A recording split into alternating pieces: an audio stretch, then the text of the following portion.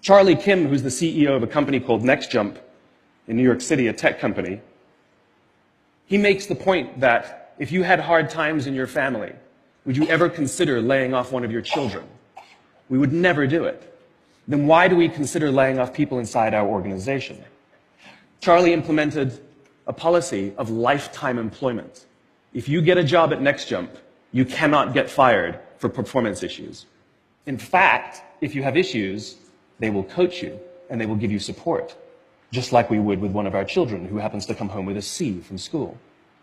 It's the complete opposite. This is the reason so many people have such a visceral hatred, sort of anger at some of these banking CEOs with their disproportionate salaries and bonus structures. It's not the numbers.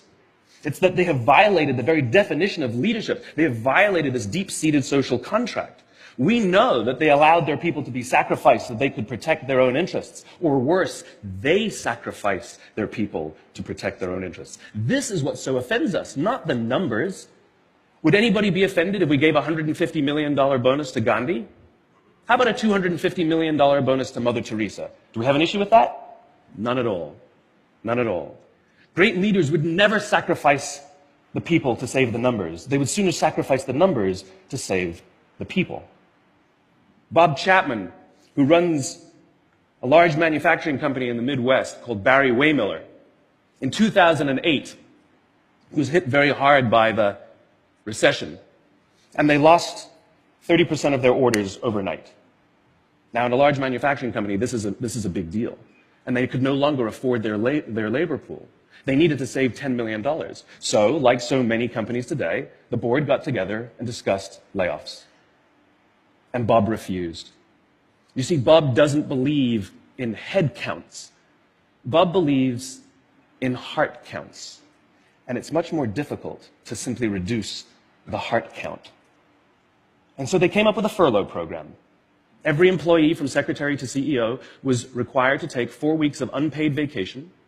They could take it any time they wanted, and they did not have to take it consecutively.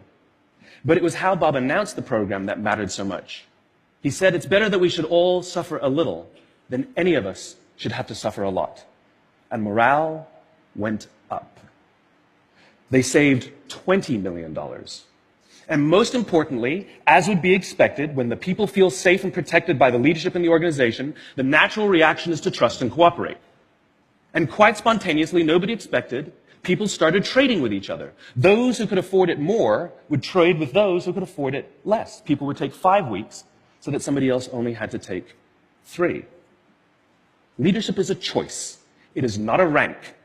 I know many people at the senior-most levels of organizations who are absolutely not leaders. They are authorities, and we do what they say because they have authority over us, but we would not follow them. And I know many people who are at the bottoms of organizations who have no authority, and they are absolutely leaders. And this is because they have chosen to look after the person to the left of them, and they have chosen to look after the person to the right of them. This is what a leader is. I heard a story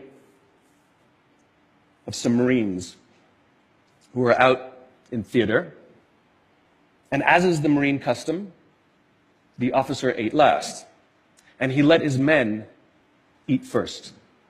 And when they were done, there was no food left for him.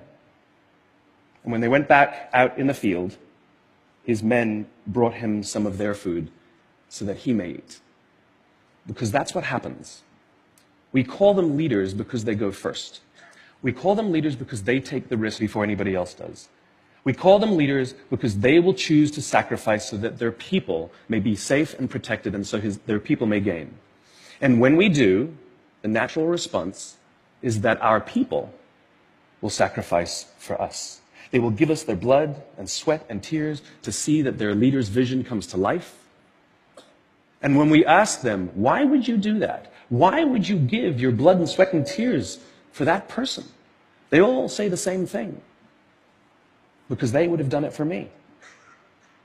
And isn't that the organization we would all like to work in? Thank you very much. Thank you.